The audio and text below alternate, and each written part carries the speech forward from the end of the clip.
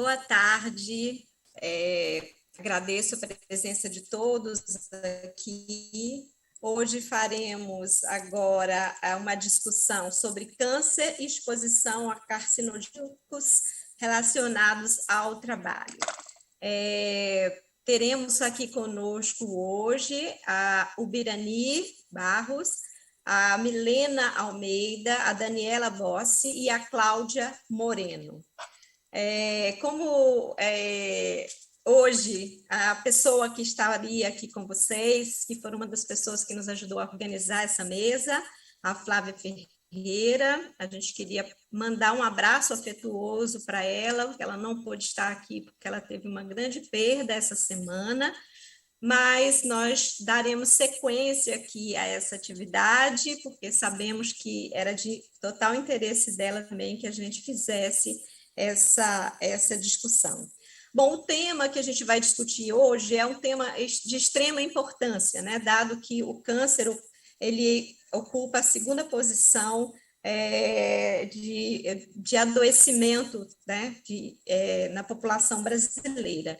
E uma boa parte, né, dessa carga de doença do câncer se deve exatamente à exposição ocupacional. Então, eu gostaria de chamar a nossa primeira palestrante, Ubirani Barros Otero. Ela é doutora em saúde pública, área de concentração epidemiologia geral pela Escola Nacional de Saúde Pública, da Fundação Oswaldo Cruz. Ela é gerente da área temática Ambiente, Trabalho e Câncer, da Coordenação de Prevenção e Vigilância do Instituto Nacional de Câncer, José Alencar Gomes da Silva. Ela tem experiência em saúde pública, com ênfase em epidemiologia, atuando principalmente na prevenção e vigilância do câncer relacionado ao trabalho e ao ambiente e seus fatores de risco. Então, eu chamo a Ubirani para fazer a sua apresentação. Boa tarde a todos. Vou colocar aqui logo a minha apresentação para não perdermos tempo. Como a Tânia bem falou, né? Meu nome é Ubirani, eu trabalho aqui no INCA e com muita satisfação eu vou compartilhar com vocês um trabalho muito importante que nós estamos construindo o Ministério da Saúde, a CGSAT, a Comprev INCA e a Fundacentro, além de outros parceiros de professores, pesquisadores universitários e outros colegas do país todo, de todo o país que estão envolvidos nessa temática, né? Então, a apresentação de hoje, exposições ocupacionais, agentes carcinogênicos, no projeto CAREX Brasil, contextualização, métodos e principais resultados. Benzeno, sílica, clorotanilil e amianto e radiações. Eu cumprimento os colegas e mais colegas que irão apresentar o trabalho hoje dentro dessa temática. Bem, eu sempre gosto... Ubirani, só um instantinho. Você poderia colocar em modo apresentação? Pronto, ok. Tá. Eu sempre costumo pontuar, antes de iniciar, o que é o câncer, né? Porque câncer, ele não é uma única doença. É um conjunto de mais de 200 doenças que têm em comum crescimentos ordenados de células que invadem tecidos e órgãos. Ou, em outra definição, conjuntos de manifestações que caracterizam-se pela perda de controle da proliferação celular e ganho na capacidade de invadir tecidos adjacentes, sofrer metástases para tecidos distantes, né? Que é a manifestação do câncer clínico, né? Então, o processo de formação do tumor é chamado de carcinogênese ou oncogênese. E esse processo pode ser desencadeado por agentes físicos, químicos ou biológicos. Então, é sempre importante dizer que o papel desses agentes ele é muito importante para o processo de carcinogênese. E é sobre eles, alguns deles, que nós vamos falar hoje. Então, outra figura que eu gosto de mostrar é esse esse quadro, né, da distribuição proporcional dos 10 tipos de câncer mais incidentes no ano de 2020, mas que vale para esse ano também, por sexo, e exceto por câncer de pele não melanoma, porque é um padrão internacional não computar o câncer de pele não melanoma, embora para nós que trabalhamos com câncer relacionado ao trabalho, o câncer de pele não melanoma está entre os mais relevantes. Então, coloco aqui, para todos esses tipos de câncer em homens e para esses tipos de câncer em mulheres, praticamente todos eles podem ter a atuação de fatores químicos, físicos e biológicos relacionados ao trabalho ou ao ambiente. Né? E aqui eu pontuo a relevância do câncer de pele não melanoma, né? Ele é o mais incidente no país, praticamente 1/3 dos tipos de câncer ou de pele não melanoma. Tem uma frequência importante em homens como em mulheres. Aqui é a tabela da Agência Internacional de Pesquisa em Câncer, que classifica os agentes de acordo com o potencial de causar câncer.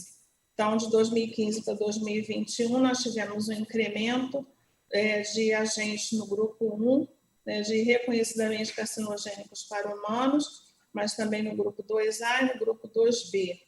Então, são 79 agentes ocupacionais e 18 circunstâncias de exposição, que são indústrias e ocupações classificadas no grupo 1 ou 2A da IARC. Quando a gente fala de vigilância do câncer relacionado ao trabalho, a gente está falando dessas 3 vertentes, desses 3 eixos, da vigilância da doença, da exposição ou dos trabalhadores expostos. Isso aqui consta do nosso livro ainda vigente, que é das diretrizes para a vigilância do câncer relacionado ao trabalho. Quando a gente está falando especificamente do CAREX, nós estamos falando da vigilância de trabalhadores expostos, né? E o que é o CAREX? O CAREX vem do acrônimo Carcinogenic Exposure, um sistema internacional de informação sobre exposições ocupacionais a agentes cancerígenos, tanto os reconhecidos quanto os suspeitos. Então, entra aqui tanto os do grupo 1 como os do grupo 2A ou 2B. Então, busca sistematizar um conjunto de informações sobre a prevalência das principais exposições cancerígenas em ambientes de trabalho. Considera o que se tem de informação, tanto as estatísticas populacionais censitárias e os registros administrativos nacionais das populações de trabalhadores por ramos de atividade econômica. Então, o modelo escolhido por cada país deve ser adaptado para cada realidade, segundo as especificidades de seus processos produtivos e escolhas sobre prioridades de vigilância. Então, a gente precisa definir os agentes, as exposições, os setores econômicos que nós iremos abranger. Então, isso já está sendo aplicado em vários países do mundo inteiro e nós consideramos, né, e a orientação que os países definam esses agentes de acordo com as suas características, sua realidade. Então, para começar esse trabalho no país, nós selecionamos o benzeno, o amianto, a sílica, a radiação ionizante e os agrotóxicos. As justificativas, a gente precisa quantificar, a gente precisa conhecer o número de trabalhadores expostos para cada agente desse, que a gente não tem esse número, né? Se vocês me perguntarem quantos no país estão expostos a formaldeído, a gente não tem esse número preciso, nem aproximado, a gente simplesmente não sabe. Quais os setores econômicos de maior exposição aos principais agentes cancerígenos de maior relevância no Brasil? E a gente também precisa identificar para priorizar as nossas ações de vigilância. Então, uma vez que a ausência de informações detalhadas sobre exposições de trabalhadores em inquéritos nacionais dificulta, porque a gente não tem inquéritos que tenham níveis detalhados de informações sobre a exposição. Nós vamos ter. O Ministério está trabalhando, a CGSAT e a Vigilância Ambiental do Ministério está trabalhando na vigilância de populações expostas a substâncias químicas e uma das prioridades é incluir, né, na PNS informações mais detalhadas, ou informações essas detalhadas sobre algumas exposições. Então, se a gente não tem isso, a gente não tem como estabelecer metas para redução da exposição dos trabalhadores expostos e dificulta o estabelecimento de setores econômicos prioritários para a vigilância e saúde do trabalhador a curto, médio e longo prazo. Então, o CAREX utiliza a seguinte metodologia bem resumida, tá, gente? Então, utiliza a informação da força laboral CNAE e CBO, então, cruza atividade econômica e ocupação. Ele trabalha, a gente selecionou, né, por agentes específicos, que a gente conta para cada grupo, o CAREX, para cada agente tem um grupo específico, são os expertos especialistas nacionais. Essas informações a gente busca obter os dados de prevalência, né, de obter um número de vínculos aos trabalhadores expostos. Isso também precisa ser validado novamente por especialistas para a gente obter um número de expostos por ramo de atividade, ocupação e agente. Esse foi um compromisso que o Ministério, na área da saúde do trabalhador, o INCA, na Coordenação de Prevenção e Vigilância, a Fundacentro assumiu com a OPAS em 2017. Na metodologia, eu vou detalhar um pouco mais da metodologia do benzeno. Então, a seleção da população, foi feita uma seleção da população elegível. Por consenso do grupo, foram selecionados grupamentos de atividade econômica do setor formal potencialmente relacionados ao benzeno. Então, nós só fizemos o trabalho da construção da matriz, considerando esses 5 grupamentos aqui, trabalhadores da indústria do petróleo, das petroquímicas e químicas, da siderurgia, dos serviços de mecânica e da distribuição de gasolina. Não foram considerados por esse trabalho preliminar grupos tais como as indústrias de tintas e vernizes, da indústria de calçados, os trabalhadores da construção civil que exercem atividades fora dos setores selecionados e os trabalhadores que exercem atividades em vias urbanas. Porque a gente é uma estimativa e a gente não queria errar tanto, a gente queria acertar mais, a gente queria uma matriz que fosse mais específica.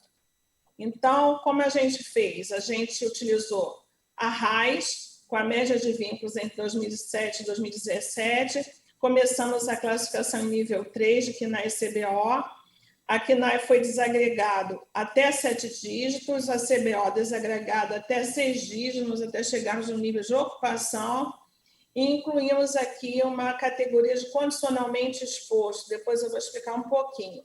E também o critério de herança, uma vez que aquela atividade econômica já tinha sido classificada como não exposta, ela herdou nas categorias, nas classificações seguintes. Então, a proposta inicial do CAREX de 3 dígitos, a gente acabou esmiuçando um pouco mais isso. Então, só para como exemplo, isso aqui é um resultado de CNAE, quais as CNAEs que ficaram no grupo exposto. Vocês podem ver que tem muita coerência, né? Atividade de apoio à extração de petróleo e gás natural, o comércio varejista de combustível e veículos automotores, as coquerias, a extração de petróleo e gás natural, a extração e beneficiamento de xisto, a fabricação de produtos de refino de petróleo, a formulação de combustíveis e o recondicionamento e recuperação mecânica para veículos automotores. Aqui, condicionalmente expostos, é só um exemplo, foram 48 categorias, para vocês terem uma ideia. Por quê? Porque determinadas atividades a gente sabe que tem expostos, mas não na totalidade. Então, a gente classificou como condicionalmente expostos a administração de obras, atividade de enfermagem, atividade de profissionais de nutrição, atividade de vigilância e segurança privada, cantinas, a carga e descarga, né, setor. Então, para a ocupação, é um exemplo também de expostos, né? Vocês podem ver que todas essas categorias aqui têm exposição a benzeno, sem dúvidas, né? E aqui está só um processo de como foi feito isso na prática. Foram avaliadas muitas planilhas como essas. A gente colocava aqui, por exemplo, aqui é CNAE, né, na ocupação, engenharia de segurança do trabalho. E a gente cruzava aqui nessa tabela para ver, por exemplo, onde que estavam, quais as CNAEs que estavam envolvidas nessa ocupação. Então, aqui, expostos. Esse aqui cruzou exposto com condicionalmente exposto. e acabou entrando, né, no nosso cálculo. Aqui exposto extração de petróleo e gás natural, você tem 211 vínculos. Condicionalmente exposto, obras de montagem industrial, porque nem todos que trabalham, por exemplo, em obras de montagem industrial são expostos ao benzeno. Então, ele recebeu essa categoria. E aqui, por exemplo, exposto atividade de apoio à extração de petróleo e gás. Então, o engenheiro de segurança do trabalho, todos que trabalham nessa atividade entraram no cálculo. No final, nós ainda estamos trabalhando, teremos outra reunião amanhã, estamos refinando cada vez mais, então, o número total de expostos, condicionalmente expostos até agora, a gente tem 2.656.409 vínculos, que corresponde a 4,86% nesse período aqui. Então, a gente ainda tem que revisar, como vocês podem ver aqui, existe um número para revisar, que a gente vai trabalhar amanhã. Aqui é do grupo de agrotóxicos. Agrotóxicos, na verdade, está se trabalhando agora com clorotalonil, né, o agente reconhecidamente com potencial cancerígeno, e o grupo que está trabalhando agrotóxicos nessa atividade aqui, que é de cultivo, né, de agricultura, pecuária e serviços relacionados, conseguiu relacionar 5.928.286 trabalhadores expostos, que representa 6%. Nessa atividade aqui de quinais de comércio, reparação de veículos automotores e motocicletas, e aí, pegando essa classificação aqui do comércio atacadista e varejista, uma prevalência menor de 0,15. E aqui na indústria de transformação, aqueles que fabricam, né, os agrotóxicos, uma prevalência de 0,19.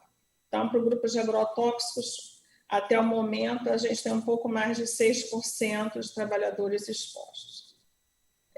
Aqui é do grupo da sílica, eles conseguiram um montante maior de expostos e condicionamento expostos à sílica, representa 13,4% dos vínculos de 2010 a 2019. Os demais agentes, a radiação ionizante e o grupo do amianto, ainda não terminou o trabalho.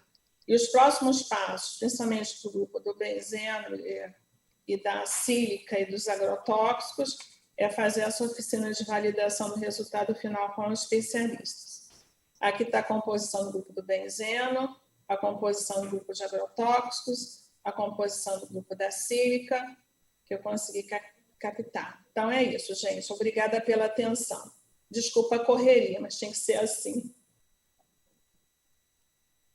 Obrigada. O Buirani foi britânica, terminou em exatos 15 minutos. É muito interessante o trabalho que você nos traz. Eu acho que é uma experiência, digamos, bastante inaugural, né, de estar monitorando as exposições. Isso é uma grande dificuldade que nós temos na saúde do trabalhador, que, né, normalmente nós monitoramos os casos. Então, eu acho que isso que vocês estão trabalhando vai ser, digamos assim, uma matriz também importante para o campo, porque por mais dificuldade que a gente tenha, né, como você assinalou, a enormidade de substâncias que são cancerígenas, eu acho que fazer esse esforço de criar essas matrizes, e como você mostrou, elas têm aí a sua utilidade comprovada, né? E também porque ela trabalha com informações já disponíveis, ou seja, a gente, né, precisa de fato utilizar essas informações, que por mais que elas tenham problemas, elas nunca vão melhorar se nós não as utilizarmos, né? Então, obrigada. Na fase de debates, então, a gente volta para poder discutir um pouco mais. Já tem algumas perguntas ali que eu já observei. Muito obrigada por estar aqui conosco hoje. Bom, eu gostaria agora de chamar a Daniela Boschi para trazer para a gente a discussão sobre atlas de câncer relacionado ao trabalho no Brasil. A Daniela, ela tem doutorado em saúde coletiva pela Universidade Federal do Rio de Janeiro, mestre em ciências ambientais pela UNB, é especialista em saúde e poluição atmosférica pela USP e em gestão integrada de águas e resíduos nas cidades pelo Ministério da Cidade. Atualmente, ela atua no Ministério da Saúde como diretora do Departamento de Saúde Ambiental do Trabalhador e Vigilância das Emergências em Saúde Pública. Ela tem como campos de atuação métodos epidemiológicos, desafios e perspectivas dos estudos de câncer e trabalho na agricultura. Daniela, obrigada por estar aqui conosco. Por favor, a palavra é sua. Obrigada, Tânia. Vou procurar também, como a Virani, ser bastante objetiva, né? Mas, pelo tempo, também vou falar bastante aceleradamente, né? Eu acho que foi muito bom a Virani já ter feito a fala dela anterior à minha, porque já me ajuda a dar esse link, né? Nos trabalhos que coletivamente fazemos aqui, né? Pela nossa coordenação e a coordenação da Ubirani no INCA. Então, eu vou falar um pouquinho para vocês, né, sobre o Atlas do Câncer relacionado ao trabalho. Esse já é o segundo tomo que a gente faz desta publicação, e agora fizemos, então, análise regionalizada, né, trazendo aí subsídios importantes para a vigilância em saúde do trabalhador. Então, aqui só para a gente... Daniela... Oi. Daniela, por favor, não está no modo de apresentação, você poderia colocar para a gente, por gentileza? Não tá? Não, não está. Uai. Ela estava no seu PowerPoint, mas não estava no formato apresentação. Deixa eu ver o que houve aqui, um minuto. Agora ele não entra mais nem uma coisa nem a outra. Vai dar certo, calma. Vai. Pronto, estamos aí. Talvez você pudesse checar em apresentação de slides, aí em cima, na sua barrinha do seu PowerPoint. Ele continua sem estar a tela inteira para vocês? Continua. Porque por isso, vai aí, saia da tela. Eu vou ter que sair da apresentação toda, só um minutinho. É porque ele duplicou a tela aqui. Porque aqui a gente estava vendo.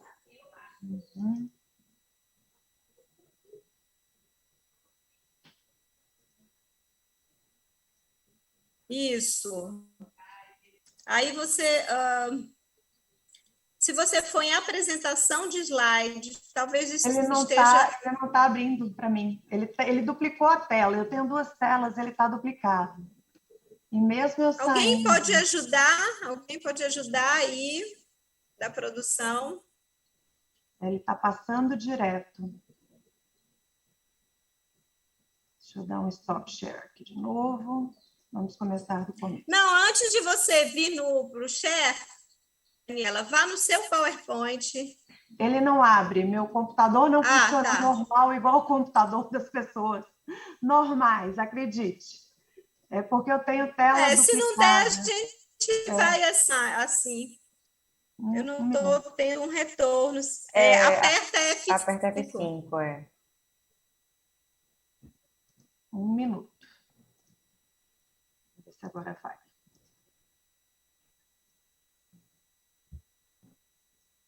Ok.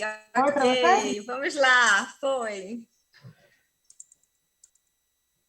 Então, vamos lá. Então, só para a gente, então, retomar aqui, né? A importância, eu acho que como já foi colocado aí pela Ubirani, né? Da questão do câncer, né? O câncer no mundo e também no Brasil, ele altera aí entre a primeira ou segunda, a principal causa de morte prematura, né?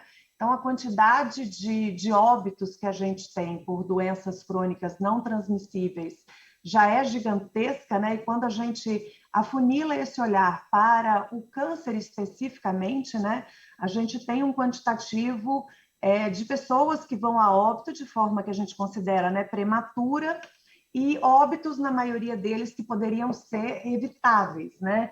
Então, quando a gente olha, né, para uma perspectiva aí até 2030, uma expectativa de 21 milhões de novos casos ocorrendo no mundo. No Brasil, então, é a segunda causa de morte, né? As estimativas do INCA trazem para a gente aí 625 mil casos novos de câncer para cada ano, né, desse triênio avaliado, e um olhar de que 1 em cada 5 brasileiros vai desenvolver algum tipo de câncer até os 75 anos de idade. Então, quando a gente olha para a questão dos trabalhadores, né,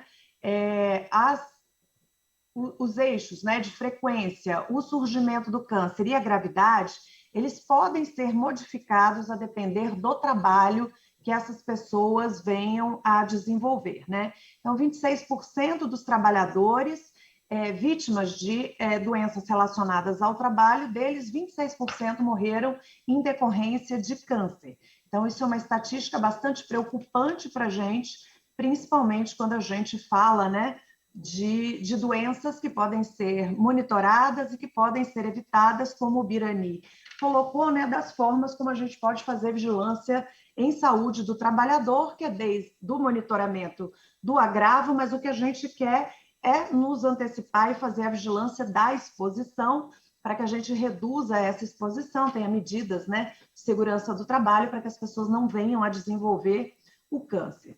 Então, a gente tem aqui um pouquinho da linha do tempo, entre 2004 e 2006, trabalhamos aí com a questão de tornar, né, o câncer relacionado ao trabalho como notificação compulsória, ainda com o olhar, né, de notificação sentinela. Fizemos também os protocolos de complexidade diferenciadas, que estão nesse momento, né, em revisão. O INCA, já apresentado aí pela Ubirani, fez as diretrizes, né, para a vigilância do câncer relacionado ao trabalho. Em 2017, a gente começa o CAREX. Em 2018, publicamos o Atlas do Câncer relacionado ao trabalho no Brasil, que trouxe um olhar geral da questão do câncer, as principais substâncias, né, que os trabalhadores estão expostos e os principais tipos de câncer que ocorrem no Brasil. E agora, esse ano, finalizamos agora, né, vamos lançar no próximo mês, o Atlas do Câncer relacionado ao trabalho, um olhar dessa análise regionalizada, que eu vou mostrar bem rapidamente aqui para vocês, um pouquinho do resultado desse trabalho. Então, o Atlas do Câncer relacionado ao trabalho de 2018, ele procurou trazer para a gente tanto um conteúdo teórico, né, que trouxe um resgate das questões epidemiológicas, toxicológicas e de vigilância em saúde do trabalhador, e fez uma análise, né, da série histórica de óbitos dessas 18 tipologias de câncer, que foi feita uma revisão bibliográfica dos principais tipos de câncer que mundialmente estavam correlacionadas a exposições no ambiente de trabalho, e foi calculada, então, a fração atribuível para cada uma dessas tipologias de câncer, tendo como olhar esse recorte, né, 1980 até 2014. Então, depois de terminado, né, esse trabalho em 2018, durante os anos de 2019 e 2020, nós trabalhamos, né, com esse olhar preliminar dessas análises regionalizadas, e agora finalizamos o trabalho, né, lançando o Atlas do Câncer relacionado ao trabalho, com essas análises que foram feitas aí ao longo dos últimos 2 anos. O Atlas regionalizado, ele é organizado, né, em 3 partes. A primeira traz para a gente a tipologia de câncer e fatores ocupacionais que podem estar relacionados a essas tipologias de câncer. A segunda parte, que traz a análise regionalizada do câncer propriamente dita no Brasil, e uma terceira parte que vai trazer para a gente recomendações, conclusões e apontar também as limitações que a gente ainda tem para esse tipo de análise no país. Então, a gente sabe que o câncer, ele é multifatorial, né? E um dos fatores, né, que tem uma interferência bastante grande com o desenvolvimento de cânceres é justamente o trabalho, seja pela forma do trabalho, seja a exposição que acontece no ambiente de trabalho, e a partir desse olhar, então, temos essas 18 tipologias, né, que a gente faz ali, então, uma descrição de ocupação, setores, ramos, a circunstância da exposição, para poder chegar, né, nessa conclusão e fazer esse olhar por regiões. Por que isso é tão importante para a gente? Quando a gente olha um país da dimensão do Brasil, a gente sabe que a forma, né, de viver no território, de trabalhar e se expor em cada um dos territórios brasileiros é completamente distintas. Nós temos áreas que são mais industrializadas, outras áreas que têm um perfil mais agrícola, então cada local vai ter um tipo de exposição que é diferenciado. Então era muito importante, para além do olhar que a gente deu Brasil, né, no Atlas, em 2018, que a gente também fizesse esse olhar, esse recorte, para que a gente conseguisse orientar melhor a vigilância em saúde do trabalhador em cada um dos territórios, a estabelecer as suas políticas públicas para evitar esse adoecimento, né? Então, o objetivo foi fornecer esse conjunto de informações para a tomada de decisão, apresentando, né, todas essas tipologias, agentes, tipos de atividade, descrever essa distribuição dos óbitos, né, pelas tipologias, tendo como recorte Brasil, região e unidade da federação, propor recomendações para que agora, a partir de cada unidade da federação, as pessoas consigam ter ações objetivas para a prevenção e também para a promoção de saúde, né, e acompanhamento daqueles que já têm o câncer comum dos desfechos, né, para que a gente tenha aí um diagnóstico precoce, um tratamento adequado, mas que também, a partir desse olhar, eles façam novas regionalizações aí para os seus municípios e áreas dentro de cada um dos municípios, né? E traz também aí a recomendação para a vigilância em saúde do trabalhador, para que essa ação ela seja o mais operacional possível, né, atingindo realmente cada uma das situações, casando aí com as ações de vigilância, né, em ambientes e processos de trabalho, para a gente trazer mais saúde para os nossos trabalhadores. Então, a estrutura geral do documento, né, agora passando aqui uma por uma das partes. A gente traz aí na parte 1 todo um arcabouço teórico, né, que vai dar base não só para o entendimento, né, de quais as tipologias de câncer e quais as correlações com o trabalho, mas também para dar base, né, para a organização de protocolos específicos, né, de monitoramento da saúde dos trabalhadores em cada um dos territórios. A segunda parte, a gente faz uma análise e discussão desses dados, trazendo ali, né, as pessoas acima de 15 anos. Esse recorte a gente discutiu bastante, né, quando a gente fez o primeiro Atlas, né, porque a gente sabe que tem registro de menores, né, com doenças e agravos com relação ao trabalho, mas legalmente a gente tem esse recorte de 14 mais para considerar, né, algo correlacionado ao trabalho. Trouxe aí, então, 8 quinquênios, né, de 80 até 2019. Isso também, quando a gente estava terminando o trabalho, né, a gente teve o fechamento dos dados do ano de 2019, então incluímos mais esse ano para ficar realmente um Atlas bastante atual, né, e bastante útil no território para as tomadas de decisão, com 970 gráficos e tabelas trazendo essa análise. Então, na primeira parte, o que vai ser encontrado, né, é todo um quadro dessa conceituação, estatística, quais os aspectos demográficos, globais, ocupacionais, enfim, todo o subsídio teórico, a base teórica para o entendimento do câncer relacionado ao trabalho.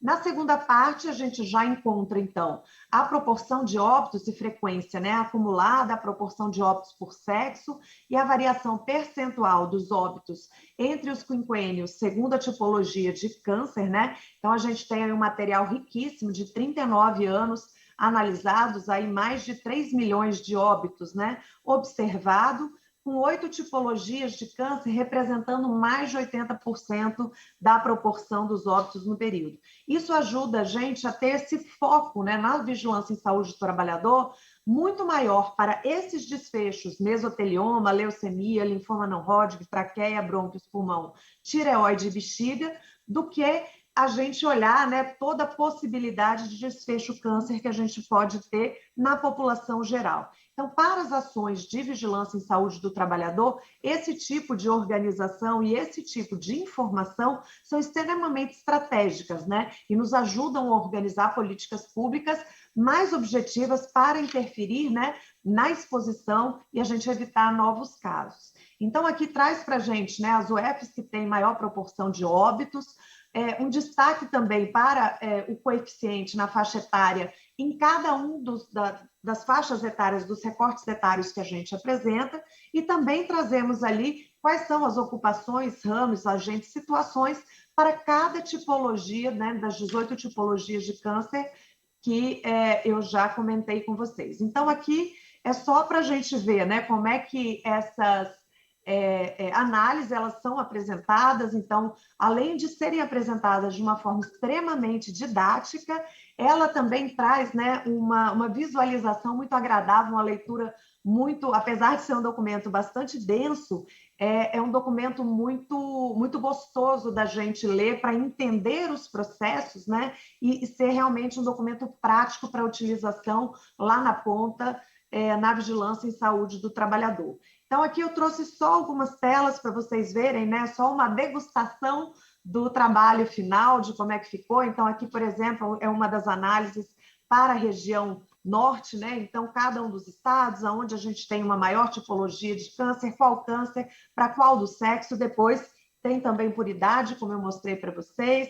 Aqui para a região nordeste, região sudeste. Então, para cada uma delas, a gente faz essa análise pelo sistema de informação sobre mortalidade, região sul, região centro-oeste, e a gente vai vendo que a gente tem uma importante alteração, né, nas tipologias de câncer, a depender da região, a depender do estado, né? Então, para os dados nacionais, aqui trazendo só uma informação geral, a gente tem uma proporção de óbito, né, para o sexo masculino que é 1,4 vezes maior, e alguns destaques importantes, né, que a gente tem, por exemplo, como o câncer de laringe, que tem uma proporção de óbito em homens, né, 7 vezes maior.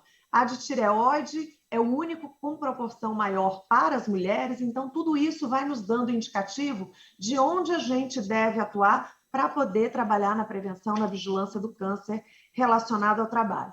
E a terceira e última parte traz para a gente aí a recomendação por eixos, né? Desde as ações de vigilância aos agentes cancerígenos e fatores de risco, as ações de vigilância dos casos de câncer relacionado ao trabalho, a integração da saúde do trabalhador com as demais vigilâncias e também com a RASCO, a Rede de Atenção à Saúde, traz também recomendações para a promoção de capacitação de profissionais e produção e divulgação de informações. Para cada um desses eixos, então, a gente tem aqui um coletivo de recomendações que vai ajudar também a vigilância em saúde do trabalhador em cada um dos territórios a organizar, né, o seu plano, o seu planejamento para a execução da vigilância do câncer relacionado ao trabalho. Então, aqui só algumas telas também de exemplo para vocês como a gente vem trabalhando cada um desses eixos da recomendação, com recomendações objetivas, forma de trabalho, como organizar, e por fim a gente entra com as considerações finais do documento, trazendo ali limitações e desafios, né? Temos limitações, elas precisam ser registradas até para poderem ser superadas, né? Os desafios que a vigilância do câncer relacionado ao trabalho traz para a gente, então, a compreensão das relações complexas que a gente tem entre produção, consumo, ambiente e saúde.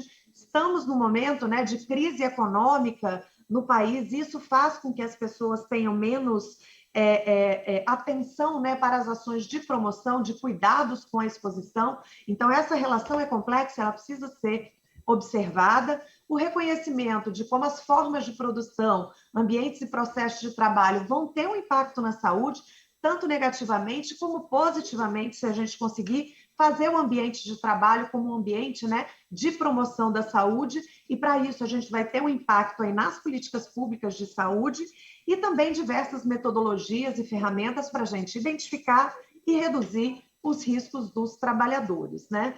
Então, nas considerações finais, a gente destaca aqui também o reconhecimento, né, que a gente vai ter que trabalhar fortemente, né, no banimento da extração, comercialização e uso daquilo que é carcinogênico comprovadamente relacionado ao trabalho, né? Então, o trabalho é o fator que causa aquele câncer. Isso a gente tem que ter subsídios realmente e lutar, né, para o banimento dessas substâncias, desenvolvimento de programas de aconselhamento e apoio ao trabalhador, né, como uma ferramenta aí de promoção da saúde, a realização de análises de situação mais específicas para a população daquele determinado território e com um monitoramento periódico e sistemático desses indicadores, para a gente não ter que ter essas análises de tempos em tempos tão grandes, mas que isso seja uma rotina dentro do trabalho para ajudar na tomada de decisão, melhorar os nossos instrumentos de coleta. Esse está dentro, né, dos nossos halls de desafios, os sistemas de informação, para que a informação seja não só de qualidade, mas também com oportunidade, né, para a gente conseguir intervir antes do adoecimento. E a atuação conjunta das várias áreas do Sistema Único de Saúde. E termino aqui minha fala para vocês, né, colocando aí os nossos grandes desafios, né, que são os sistemas de informação, as bases de dados, isso tudo para que a gente consiga gerar políticas públicas, não só do setor saúde, muitas políticas estão para além do setor saúde, né, o setor trabalho, o setor mineração, o setor agrícola, para que a gente tenha políticas públicas que realmente trabalhem com a promoção da saúde dos nossos trabalhadores. E faço aqui, no final, um agradecimento mais do que especial, né, à equipe aqui do Desastre, Jaqueline, Renan, Belino, Isabela, que trabalharam arduamente aí nesse documento, no Atlas, que lindamente, né, está disponível agora para todo o Sistema Único de Saúde, e também, né, em nome da Flávia, a toda a equipe da Coordenação Geral de Saúde do Trabalhador, que vem se organizando para que a gente tenha essa área do câncer relacionada ao trabalho fortalecida, né, em parceria com o INCA. E agradecer também o Birani e o Heleno, que foram os revisores desse Atlas, né, e isso nos ajuda muito com esse olhar externo.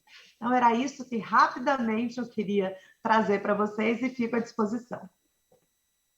Obrigado, Daniela. Que boas notícias você nos traz, porque eu conheço a edição do Atlas de 2018, uma peça extremamente bem cuidada.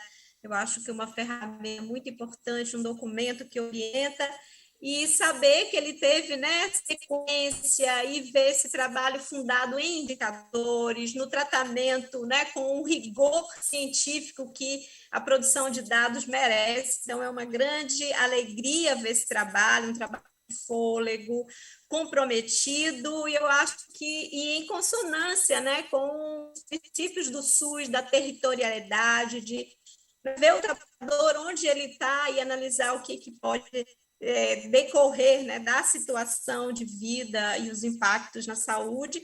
E gostei, sobretudo, da preocupação com a comunicação da informação, né, que acho que fazer com que as pessoas consigam ler e interpretar aquilo que a gente quis dizer é uma preocupação bem legal. Parabéns, realmente, ao Issareiro saber dessa nova edição. Agradeço, e no debate, então, a gente segue conversando.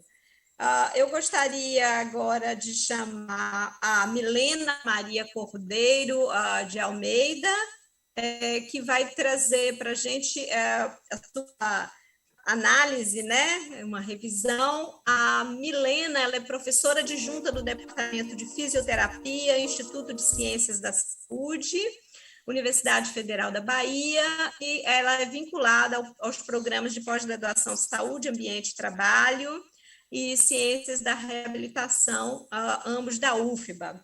Ela tem doutorado em saúde coletiva pelo Instituto de Saúde Coletiva da UFBA também, e atua com ênfase em epidemiologia, desenvolvendo pesquisas no campo da saúde do trabalhador, reabilitação e atenção básica.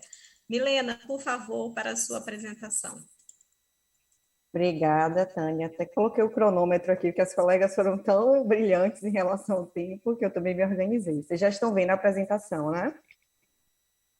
Sim, estamos vendo já no modo apresentação. Obrigada. Pronto. Então, vamos lá. Então, Tânia me apresentou, mas eu também preciso localizar assim, onde é que eu estou em relação à epidemiologia do câncer, né? Eu estudei câncer de 2014 a 2018, 2019, vamos dizer assim, na ocasião do doutorado que eu fiz no Instituto de Saúde Coletiva, e por motivos pessoais optei por não seguir estudando, mas foi interessante assim o desafio proposto por Tânia, né, de eu dar uma retomada do estudo dessa temática, e mais um prazer maior ainda poder estar aqui falando depois de duas iniciativas tão interessantes do Ministério da Saúde, né, o Carex Brasil e o Atlas também. Então, agradeço a oportunidade e o esforço de Tânia por construir essa mesa, né, me convidando.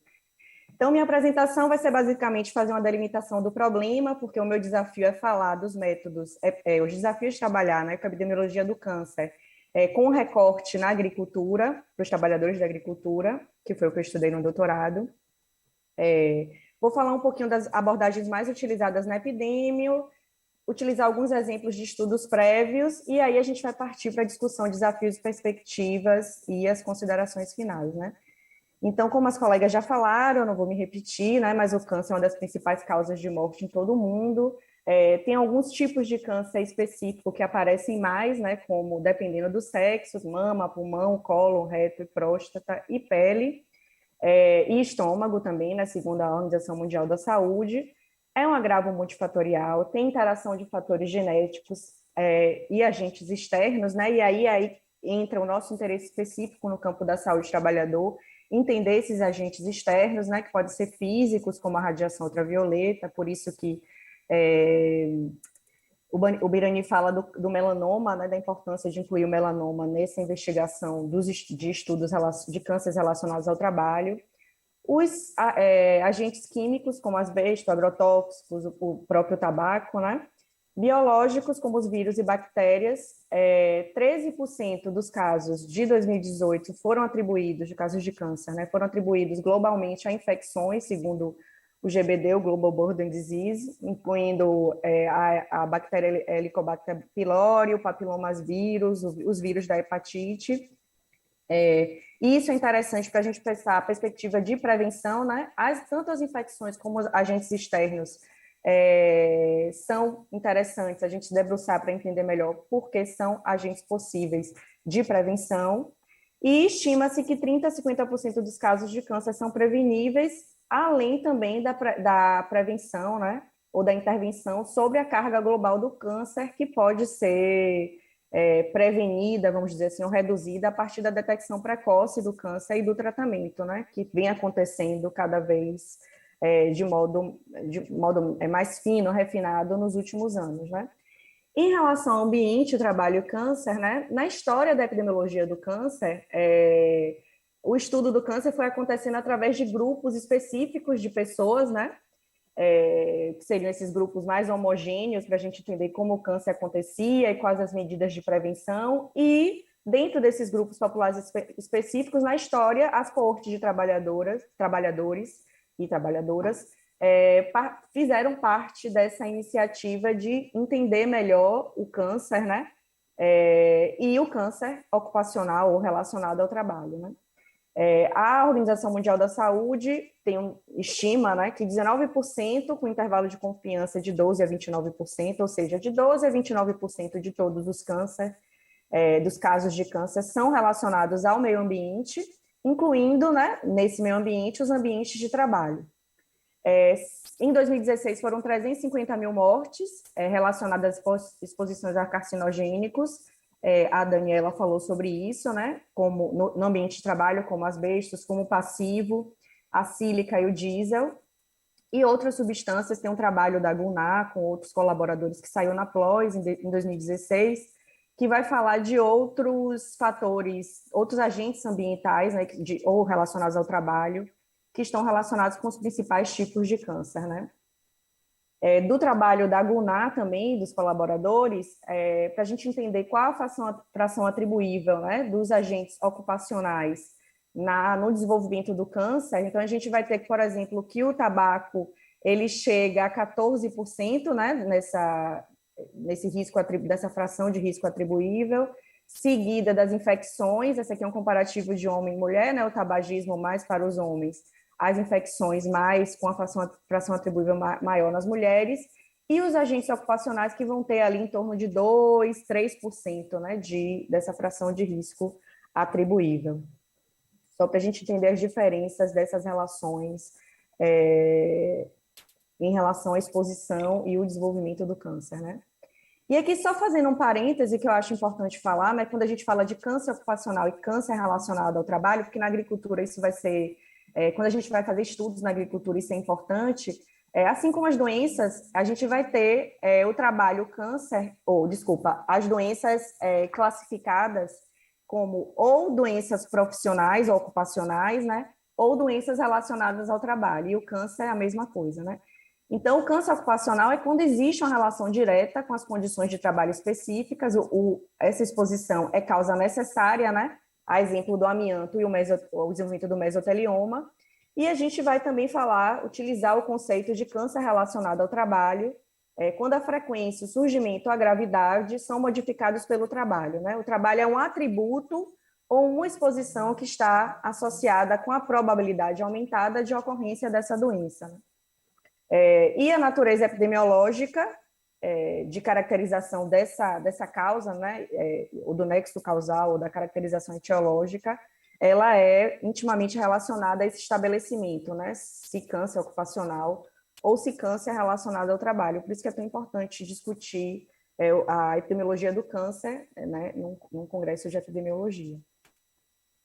Então, depois desse parêntese, né, fazendo essa diferenciação de câncer ocupacional e câncer relacionado ao trabalho, a gente entra nos estudos prévios, ou no que se sabe, ou que não se sabe, das lacunas relacionadas ao trabalho agrícola e o câncer, né? A agricultura ela envolve um grande número de trabalhadores, 30% da força de trabalho no mundo, é quase 1 milhão de trabalhadores, ou desculpa, quase 1 bilhão de trabalhadores, e no Brasil isso está em torno de 14 milhões, né, segundo os dados do IBGE, que seriam 14% dos trabalhadores, né, da população economicamente ativa no Brasil. E estudos prévios apontam para um excesso de mortalidade de câncer, né, de alguns tipos de câncer em agricultores, como o linfoma não Hodgkin, o mieloma múltiplo, pele, estômago, cérebro, cavidade bucal, laringe e esôfago. O que é importante dizer aqui, né? Alguns desses tipos de câncer, eles são muito relacionados, muito associados também à pobreza, né? A maiores desigualdades econômicas, né? Como o exemplo do câncer de estômago, do câncer da cavidade bucal. E isso é importante falar porque esses são os fatores que vão dificultando a investigação do câncer nessa população de agricultores, porque são múltiplos determinantes, né?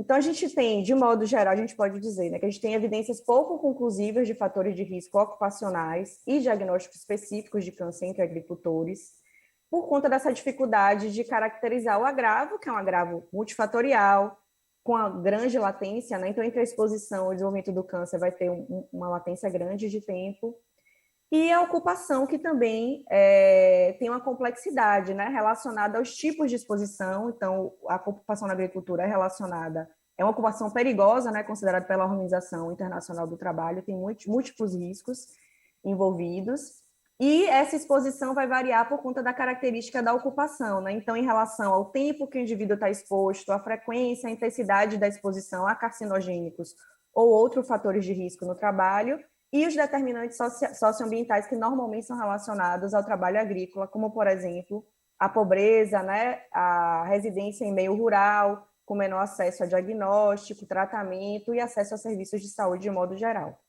E aqui eu também queria fazer um outro parêntese, né, até para relacionar um pouco com o CAREX Brasil, que são os estudos, né, que vão falar de câncer agricultor. Então, o câncer é um dos agravos mais estudados entre agricultores, quando a gente pensa nos agravos relacionados ao trabalho, e os agrotóxicos também são um dos fatores de riscos que são mais estudados nessa relação câncer e agricultores, né? Embora as evidências ainda sejam fracas, né? A gente pode dizer que moderadas ou fracas, a gente tem muitos pesquisadores, muitos estudos debruçados sobre a temática. E o que se sabe, né? Então, a IARC reconhece, né, que alguns agrotóxicos são cancerígenos, por exemplo, o lindano, o DDT, o glifosato e o 2,4-D são exemplos desses agrotóxicos. Existem estudos prévios que vão falar da associação entre agrotóxicos e a leucemia, o linfoma não Hodgkin, o mieloma múltiplo, além do câncer de próstata, mama, que tem a ver com são os hormônios, né, que estão relacionados às questões hormonais e sexuais, mas também sofrem influência da disrupção endócrina provocada pelos agrotóxicos, além do câncer de pele, cérebro, estômago e esôfago. O que se sabe de exposição, né? Então, isso também mostra a importância do CAREX como uma das principais iniciativas nacionais, se não a única, né, de delimitar quem são os trabalhadores da agricultura expostos aos agrotóxicos, mas internacionalmente a gente tem algumas coortes que vão fazer essa delimitação, né? Eu trouxe o estudo de Brouwer, 2016, que vai dizer que 99% dos agricultores norte-americanos, seguidos pela coorte AHS, que é Agriculture Health Study, estão expostos, 68% dos franceses na coorte Agrican, 63% dos noruegueses na coorte do Senap estavam expostos a agrotóxicos. Esse consórcio, né, de coortes de agricultores são 28 estudos de coorte, que engloba 12 países, e a exposição de agrotóxicos variou, né, de 19% a 59% para os 14 grupos químicos analisados e de 13% a 46% para os 33 ingredientes ativos. Então, aqui eu já apresento outro desafio para estudar agrotóxicos, câncer e agricultura, né? Os agrotóxicos envolvem milhares de ingredientes ativos, né? Então, investigar essa complexidade, né, de fatores também é um desafio e representa um desafio nesse processo. Eu trouxe aqui, dentro desse parêntese, né, um mapa que mostra, da FAO-Stat, que mostra o consumo de agrotóxico por hectare, né, nas diferentes regiões do mundo, e a gente vai ver o Brasil aqui, né, quanto mais vermelho, né, laranja e vermelho, maior o consumo de agrotóxicos por hectare, e trouxe também um dado nacional, que é do IBAMA, para a gente observar de 2009 a 2019 o aumento de consumo, né, de comercialização de agrotóxicos no país, e para a gente refletir também quais vão ser os efeitos disso no futuro, relacionados a todos os agravos associados ao uso de agrotóxicos, além do câncer, né? Então, algumas lacunas do conhecimento, faltam evidências científicas unificadas sobre a magnitude do problema em relação ao câncer e ao trabalho agrícola, por conta da complexidade do trabalho agrícola e das múltiplas exposições, né? Então, especificamente, o nível de exposição desses agricultores e o número de trabalhadores expostos é um desafio, uma lacuna. No Brasil, faltam estimativas de incidência e mortalidade para agricultores. A gente viu agora o Atlas Ocupacional, que é um ganho, né, nessa construção de compreensão de como a morbimortalidade do câncer na população economicamente ativa, né? Falta a gente entender melhor os efeitos das atividades econômicas nisso, e os desafios de entender as complexidades relacionadas ao trabalho agrícola, né? Alguns estudos falam de piores hábitos de vida ou até melhores hábitos de vida. Então, alguns estudos internacionais mostram uma diminuição da mortalidade, ou seja, o contrário de um excesso de mortalidade, né? Um déficit de mortalidade para alguns tipos de câncer em agricultores, que a gente não observa isso no Brasil, quando a gente vai trabalhar com os dados secundários. Então, a gente pode questionar, será que está relacionado ao efeito do trabalhador sadio, a uma possível aposentadoria tardia dos agricultores brasileiros, a qualidade de dados, né, sobre o trabalho, sobre os agricultores, ou morbimortalidade entre agricultores. Então, aqui, faltam 2 minutos, vou dar uma corridinha aqui. As abordagens mais utilizadas na epidemiologia, porque isso vai definir um pouco quais são os desafios, né? Então, as abordagens mais utilizadas são os casos controles e as mais indicadas também, né? As coortes. Isso vai representar desafios em relação a custo, né, de segmento desses trabalhadores, da identificação também, né, quem são os casos, quem são os controles, e como perspectiva, a epidemiologia molecular e genética, que vai sofrer, que como qualquer campo da epidemiologia, vai passar pelos mesmos desafios, né, o viés de seleção desses trabalhadores, da informação. Então, quando a gente utiliza os inquéritos, as coortes, ou com inquéritos, né? Esse viés de memória para classificar melhor a exposição, né? Tempo de exposição, dose de exposição, e a comparabilidade entre os grupos, além dos confundimentos relacionados à presença ou não de mais ou menos variáveis, né? A disponibilidade ou não de mais ou menos variáveis, além do poder estatístico relacionado às escolhas, né? Se censo, se amostras ou se amostras de conveniência. Então, aqui eu trouxe algumas revisões de estudos, né, para a gente entender o estado da arte. Na década de 90, se investigava, né, quais eram os cânceres mais comuns entre os agricultores, se existia ou não esse excesso de mortalidade, né? Muito focado em populações específicas. Então, por exemplo, esse estudo de Zahn e Bled da década de 90 com trabalhadores americanos. Recentemente, esse trabalho que saiu bem recentemente, 2021, né? Que é um consórcio de coortes em 6 países, que identificou alguns excessos de risco. E quais são os problemas, né, desses estudos? A gente pode falar assim. Então, normalmente se compara agricultores, a maioria dos estudos compara agricultores com população geral, e isso é uma coisa complexa, porque quando a gente pensa, né, o tipo de exposição que os outros trabalhadores também estão expostos e as particularidades do trabalho na agricultura, a utilização de proxies de exposição como tipo de cultura, território, tipos de colheitas, e não necessariamente a investigação mais a fundo da exposição, né? E estudos sobre agrotóxicos e câncer, né? Eu aqui tenho o exemplo de 3 estudos, meu tempo já passou, então eu vou ser mais rápida, mas a maioria desses estudos são caso controle ou coortes, né? E tem essas questões relacionadas às comparações. Então, quando você compara agricultor com população geral, tem uma série de desafios, e a qualidade desses estudos. Então, eu trouxe aqui o exemplo da minha tese, né?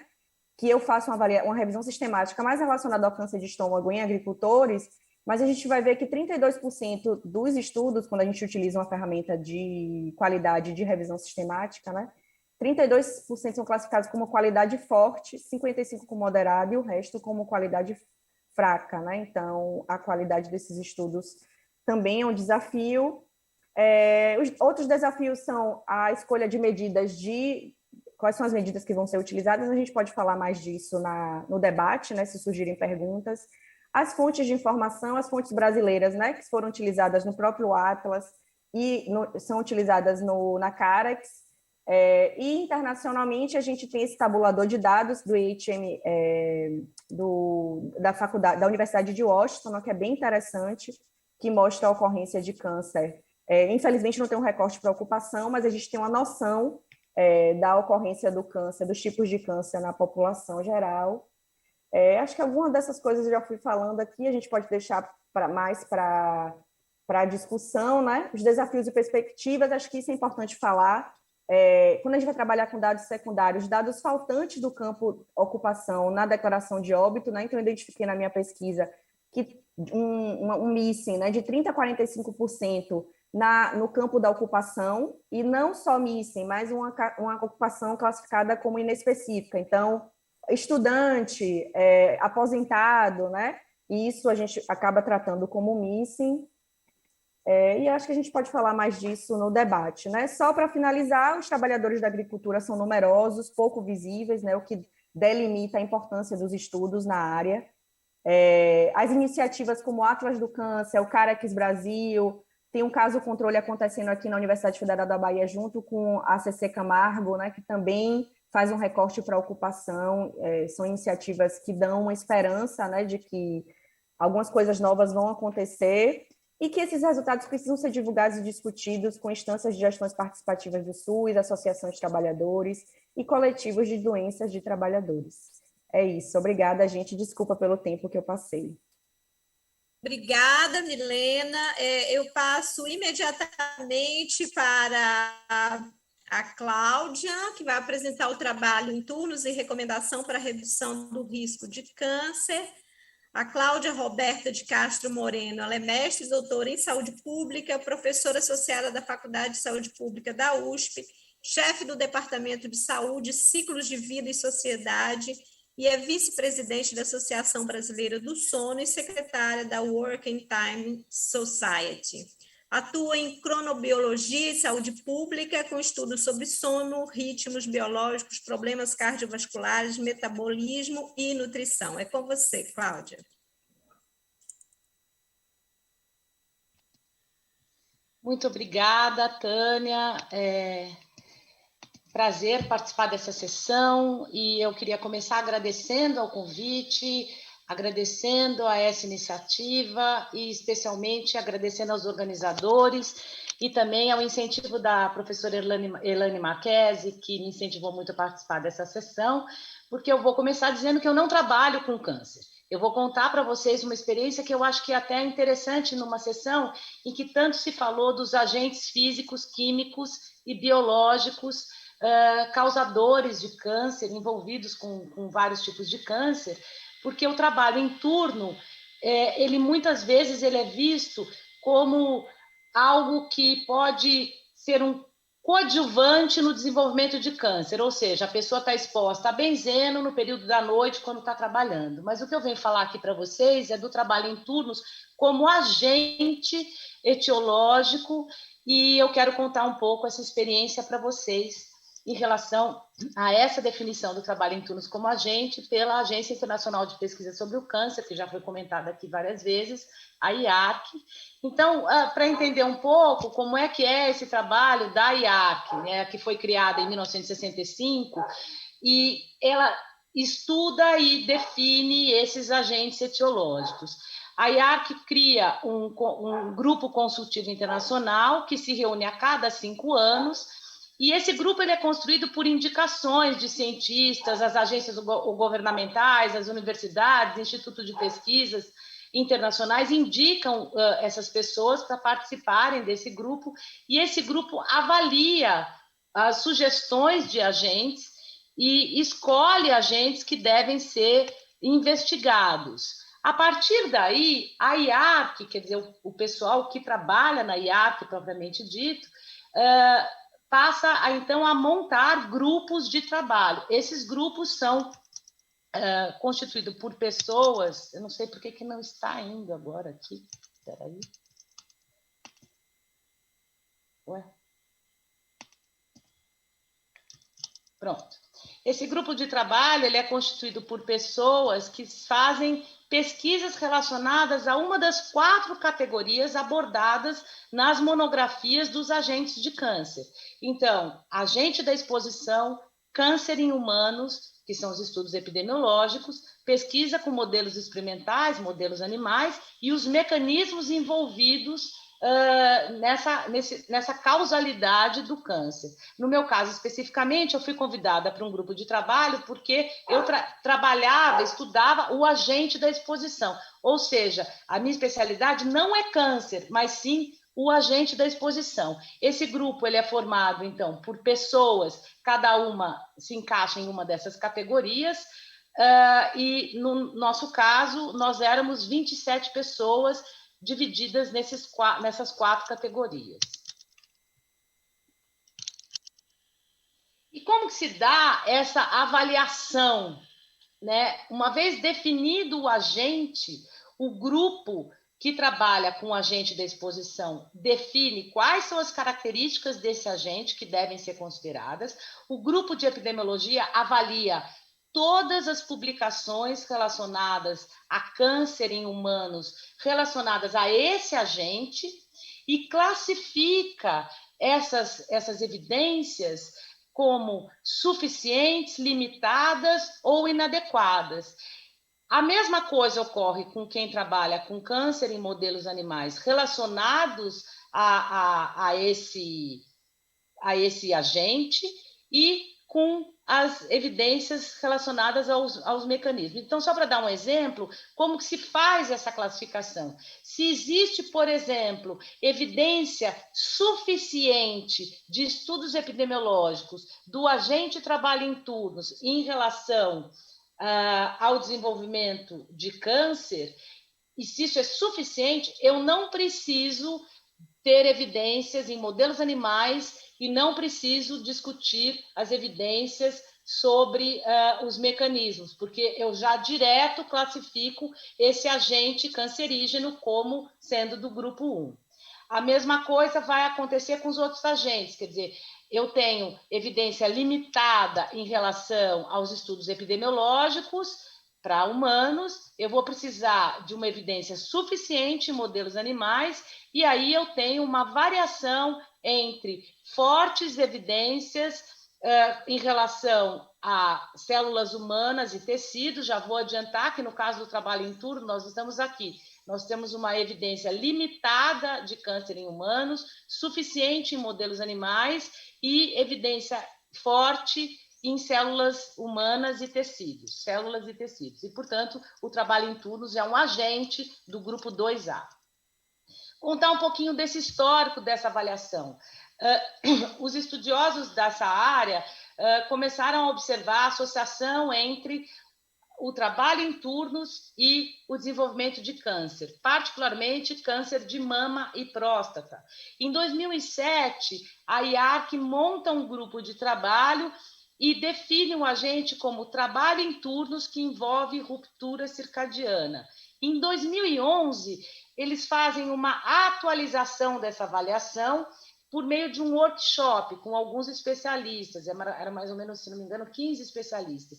E em 2019, a IARC decide novamente avaliar esse agente, porque muitas pesquisas foram realizadas nesse intervalo entre 2011 e 2019.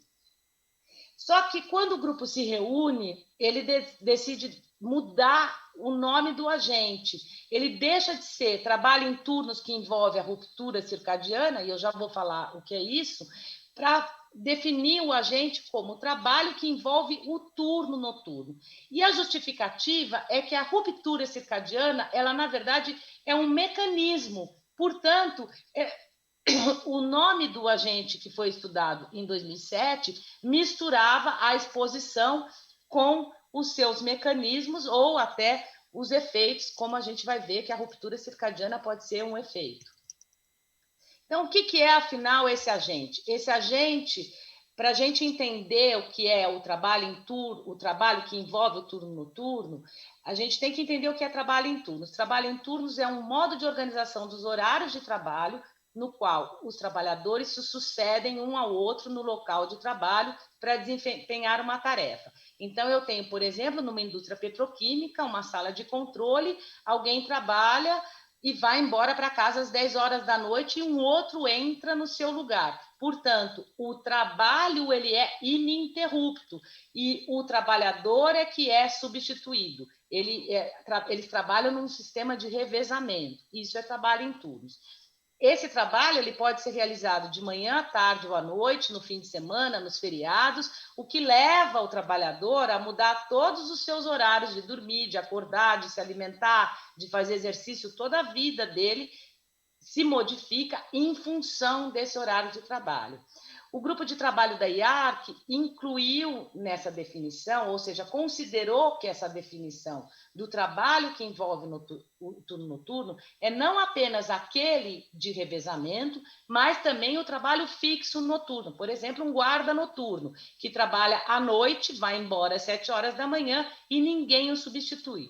Portanto, qualquer trabalho que envolva o turno noturno foi considerado como agente etiológico avaliado aqui. Esse agente etiológico passa por vários confundidores, mediadores ou moderadores. Por exemplo, cada trabalho, cada ocupação, cada atividade tem suas próprias características, como já foi comentado aqui. Os horários, eles também mudam. Mas, além disso, há fatores individuais, estilo de vida e fatores ambientais que podem estar mediando, confundindo ou moderando essa relação. Para dar alguns exemplos, eu peguei a tabela da monografia.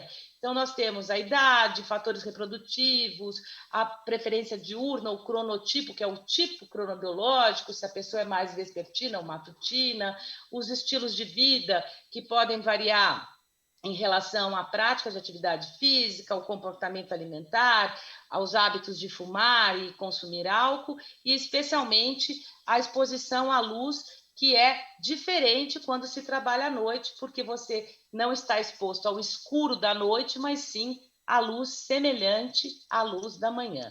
E por que acontece isso? Para a gente entender melhor, afinal de contas, o que é essa exposição ao trabalho noturno que pode levar a uma ruptura circadiana. A ruptura circadiana ela vai acontecer como um resultado da exposição a um ciclo de clara e escura alterado. Esse ciclo de claro e escuro alterado, ele vai acontecer, como eu falei, porque a pessoa está exposta à luz durante a noite, quando está trabalhando. A luz ela entra pela retina, ela da retina ela é por um feixe de neurônios do trato retino-hipotalâmico, ela é levada aos núcleos supraquiasmáticos, que é uma região próxima ao hipotálamo. Isso sinaliza para o organismo se é dia ou se é noite, portanto, regula os comportamentos de dormir, se alimentar, regula a vigília e também regula os órgãos. Então, produção, liberação, secreção de hormônios e outras substâncias, enzimas, são todas programadas em função dessa exposição que nós recebemos do claro escuro. Isso vai acontecendo de uma forma que, quando a pessoa ela é submetida a um período de claro escuro que inverte a fase, então, quando está dia, eu estou no escuro, e quando está noite, eu estou no claro, eu tenho uma mudança de várias características do que nós chamamos de ritmos biológicos, que são nada mais do que as funções do organismo, gerando, portanto, uma ruptura circadiana. Essa ruptura circadiana, ela vai acontecer, aqui um outro esquema, ela vai acontecer, então, como eu falei, por um efeito da exposição à luz, que altera o sistema nervoso e várias funções do organismo, e que altera também algumas vias de sinalização celular, inclusive expressão gênica, que vai poder alterar algumas características chamadas chaves de cancerígenos. E, portanto, esses seriam os mecanismos de proliferação celular, imunossupressão, que vão levar ao desenvolvimento do câncer. Qual que é a maior dificuldade, ou qual foi a maior dificuldade para o estabelecimento do trabalho em turnos, que envolve o trabalho noturno, como um agente etiológico? Em primeiro lugar, nos estudos de corte, com pouquíssimas exceções, não constava quantas noites foram trabalhadas consecutivamente, quantas noites por semana ou por mês. A maioria dos estudos, eles tinham a temática, principalmente no caso de estudos de base populacional, que envolvem milhares de pessoas, que é perguntar, você já trabalhou à noite, sim ou não? O que vem do inglês never or ever. Isso significa que a informação era muito pobre no sentido de você estabelecer alguma dose-resposta em relação à exposição a esse trabalho noturno. Os estudos de caso controle foram os únicos que, a partir daquele workshop que eu comentei em 2011, eles incluíram essas informações e foram eles que tornaram possível essa avaliação com um pouco mais de fidedignidade. Os resultados encontrados mostraram que havia uma associação em estudos de caso controle para câncer de mama. Em próstata, nós conseguimos observar corte e casos controle com qualidade, especialmente em associação com períodos mais longos de exposição. No caso do cólon e reto, há algumas evidências, mas foi admitida uma chance de ocorrência de viés e não há evidências suficientes de outros tipos de câncer que tivessem sido associados com o trabalho noturno. A IARC classificou, então, o câncer de mama, próstata, cólon e reto como provavelmente carcinogênico a humanos, o grupo 2A, com bases em: existem evidências limitadas em humanos para a carcinogenicidade do trabalho noturno e foram observadas associações positivas entre o trabalho noturno e o câncer de mama, próstata, cólon e reto. Existem evidências suficientes com modelos animais, como eu falei, e isso devido a estudos que envolveram a alteração, a simulação de alterações do claro e escuro. Em relação aos mecanismos, foram observadas fortes evidências nesses modelos experimentais, modelos animais, de que a alteração da exposição ao claro e escuro levava a efeitos consistentes de imunossupressão, inflamação crônica e proliferação celular. Como eu falei, são as características chaves de cancerígenos, o que explica esse resultado, essa avaliação, como forte evidências em mecanismos.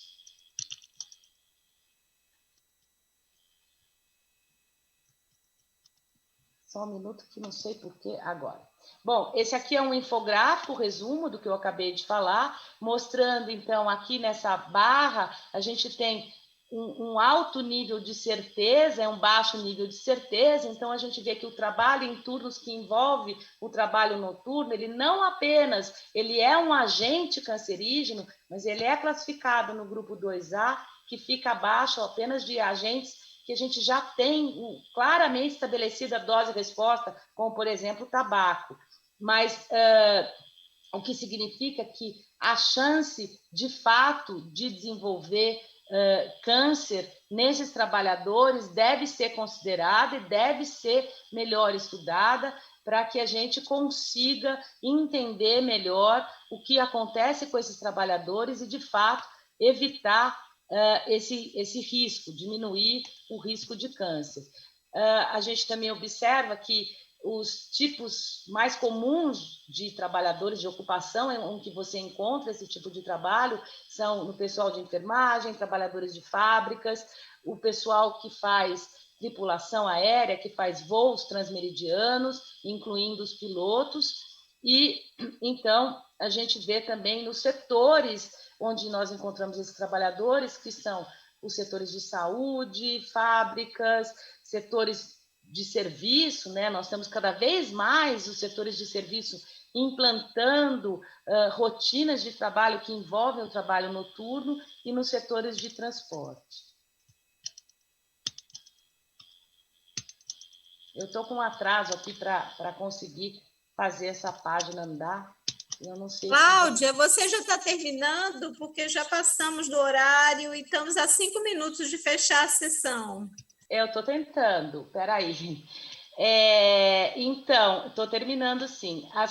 Por último, as recomendações, eu queria falar que um outro grupo de especialistas se reuniu na Dinamarca para pegar essa monografia, avaliar e, à luz de outros trabalhos publicados, para verificar quais seriam as recomendações possíveis.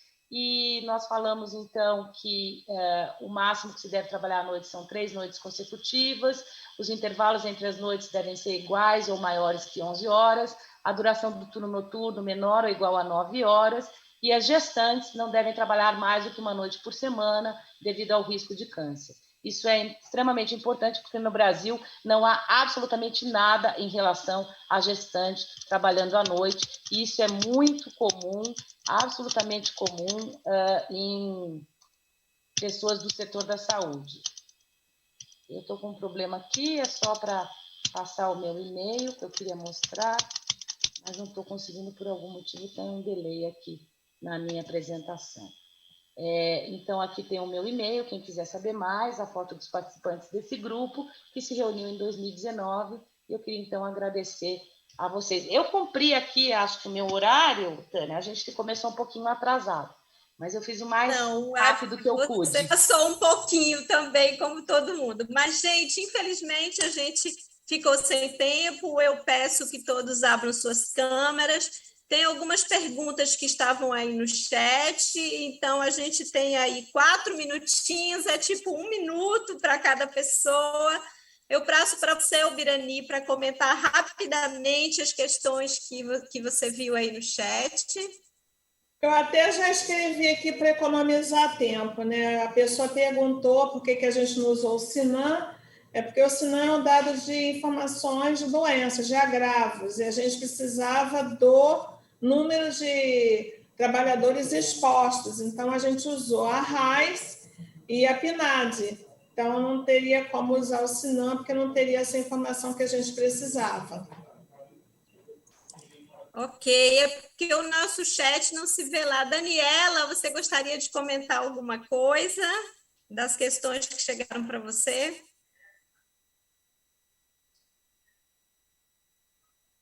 Está sem som.